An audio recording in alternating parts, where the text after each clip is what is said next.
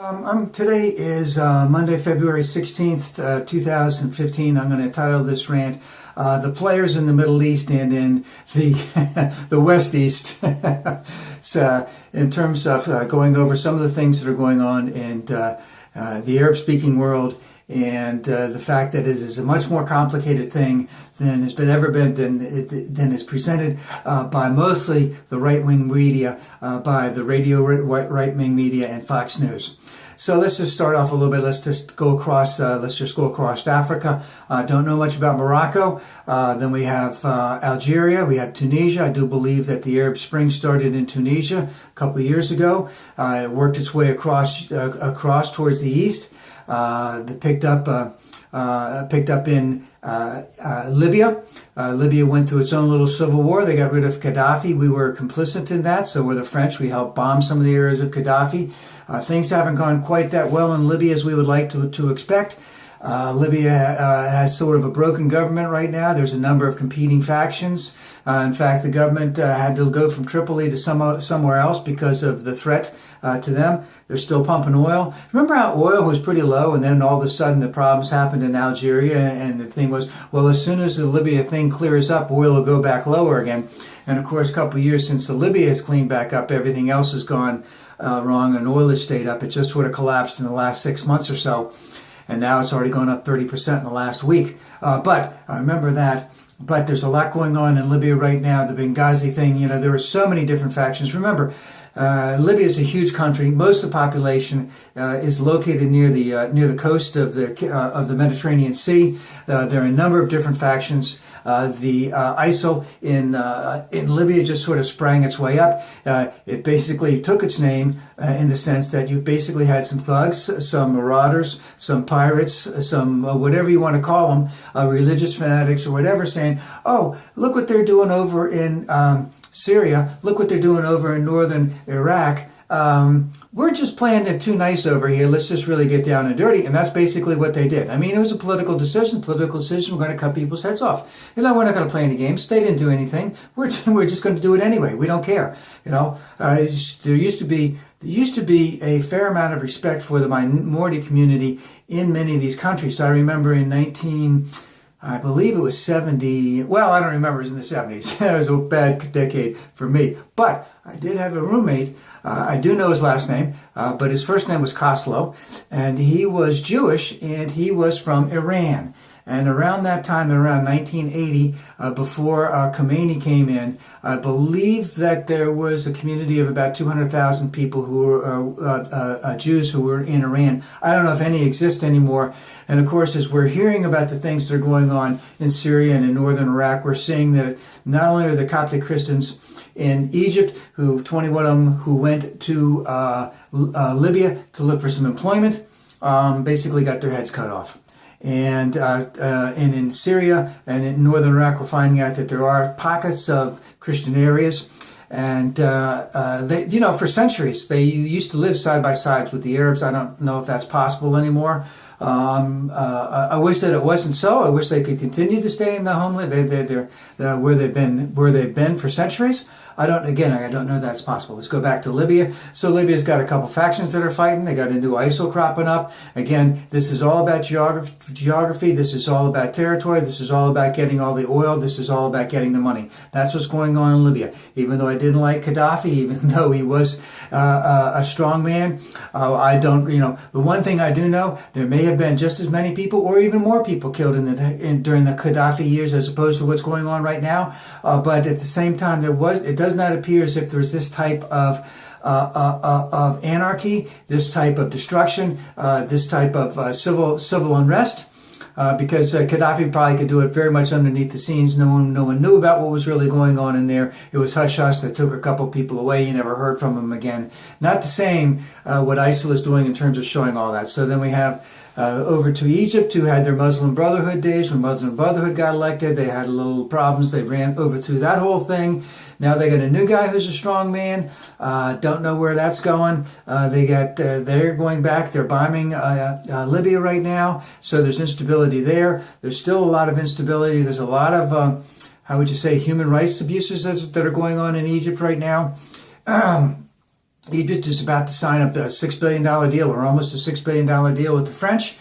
How come the United States wasn't involved with that? The United States decided that they didn't want to arm them until they had a stable government. Will there ever be a stable government? How much will we arm Mubarak before we let him go? The French also been selling them arms. I really can't remember offhand if they have or not. Is he going to use these arms for defensive purposes, or is he going to use them for offensive purposes within his own country to increase his stronghold? I can't remember the guy's name. It begins with an M. And so there's a lot going on right there. And remember, we need to have the Red Sea open because we need to have the Suez Canal open. Very vital shipping lane that's going on right there. That's going a little bit further east. I see that Israel possibly has been spying on everyone in terms of the 5 countries, possibly spying on everyone in terms of the 5 countries that's trying to make a deal with Iran in terms of their nuclear capability, whether or not they want to have nuclear capability or not. Of course, why would Netanyahu want to do this right now? Because he's in need of getting reelected, and he'll do anything to get reelected. And of course, Netanyahu is basically, I won't call him a warrior, even though Billy Crystal would like to think that he's a warrior. He's really not a warrior. Is that he needs to be in perpetual war. He always needs to have an antagonist. He always needs to have a fall guy. He always needs to have a bad guy.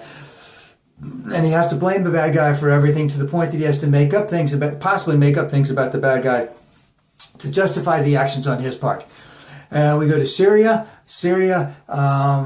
Let's just say that Syria has been in civil war for about 3 or 4 years. Obviously, the government of Assad has not done a very good job. There is some valid points about that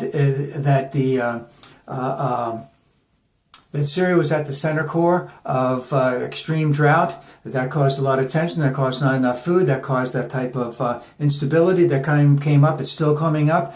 Assad has bombed his own people. He's gassed his own people. Not a nice guy. Problem was, no one there to replace him. The United States wanted to get together, maybe help some of the factions that were going against Assad. Found out there really aren't a whole lot that could actually overthrow him. John McCain went over there. He was ready to give them all money. Of course, ISIL started out from all of that type of thing because they found that there were some lawless areas there that they could just completely take over, and that's exactly what they did. And now we're getting to sort of the core of the Middle East thing, where we have Sunni against Shia, Sunni and Shia that's going on. We have Turkey, that's the north of Syria. They're at the crossroads because they want to be part of NATO. They want to be part of the European community. They're mostly a Muslim country. They have to make certain concessions to get into the European community. Some of the Muslim parts are cracking back at that. They're, at a cultural crossroads because they also want to have independence. They also want to have a democracy. They also want to crush the Kurds that are in a section, the eastern mountainous range, southeastern mountainous range of Turkey. That's why they wouldn't go into Syria to help out Khomeini, which was being threatened by ISIL, because Khomeini was a Kurdish town, and of course the Kurds occupy parts of northern Iraq, parts of northern Iran, parts of Syria, and parts of Turkey. So there's all of that's going on in there. Then you have now we have all of this. I won't necessarily call it new stuff. Let's just say this is what's going. We have Shia militiamen who are doing the work of the Iraqi military, going up and slaughtering a lot of Sunnis as they're trying to break up ISIL. Now remember, ISIL is Sunni. So even though there are towns that might be under ISIL control that are Sunni, that doesn't mean that the citizens in there agree with ISIL in any way, shape, or form. But it's just like the goon squads that you had in South Africa through the 60s and through the 80s, 1960s through 80s, in terms of going after the ANC, in terms of what might have been going on in the South from the 1880s to the 1950s, 1960s, in terms of keeping the blacks down, so to speak. It wasn't necessarily a formalized group, organization, informal ties. They all knew each other. They blah blah. So,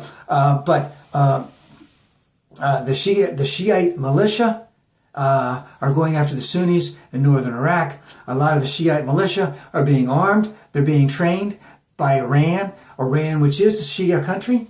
You know, so you got that whole aspect of it. Then you got the fact that we're trying with France, with Germany, with England, with China, with Russia, with us, trying to keep Iran from getting the atomic bomb. Netanyahu wants to leak stuff about that so he can get reelected and say that it's okay for us to bomb Iran. Not us, but for him to bomb Iran. And you have a lot of money that's going on in the Middle East. So you have Saudi Arabia, you have Qatar, you got the United Arab Emirates. There's another little country I can't think of right offhand right now. A lot of that money is going into Syria. A lot of that money is going to ISIL. Iran is supplying a lot of the money to the Shia in Iraq. Remember that ISIL got its start in northern Iraq because northern Iraq towns, which were Sunni, were militarized by Shia militia, not militia, but Shia, the Shia army, which the United States had hoped to have integrated, that there would be both Shia and Sunni, so they'd be, one country, but, Protestant Catholic, but theirs is a little bit different. They don't like each other at all. But that never got integrated. So as soon as ISIL came in, then the Shia army cut and ran, cut with all, left all the armaments, left all the vehicles, left all the rocket-propelled grenades, left all the anti-tank missiles, all that kind of stuff for ISIL to pick up all over the place. Now, so it's a real clusterfuck that's going on in there. All kinds of stuff is going on all over the place. And for anyone on the right, and I mean anyone, especially those guys who just sit in a fucking chair all day long and speak into a microphone and read a little bit about the reports, is that this is not going to happen in one generation. This is going to maybe take, well, it might happen in one generation, who knows? But there's a lot going on. There's a lot of different factions. There's a lot of different money going into a lot of different factions. There's a lot of different priorities by a lot of different countries. And every single country has their own, opposition, if not more than one opposition, multiple oppositions. And in a lot of ways, the only thing, there is civil war that's going on in some of these countries, as in Syria, possibly Libya, possibly where they're trying to crush anything in Egypt. Saudi Arabia won't let anything get going in that country. They know they got that country locked down good. But, there could be stability in other parts because we know that Pakistan has a lot, is instable because they're unstable because they are very poor. They don't have they don't have much industry. They don't have a lot of goods. Very, very poor. Breeds a lot of instability. And of course, there's a lot of big discrepancy between rich and poor in all these countries.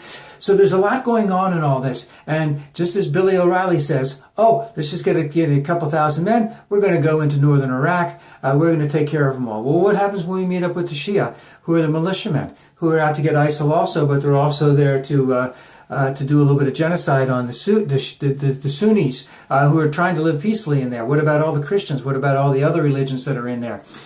So there's a lot. What about Kurdistan wanting to take over parts of northern Iraq, northern Iran, parts of Syria, parts of Turkey?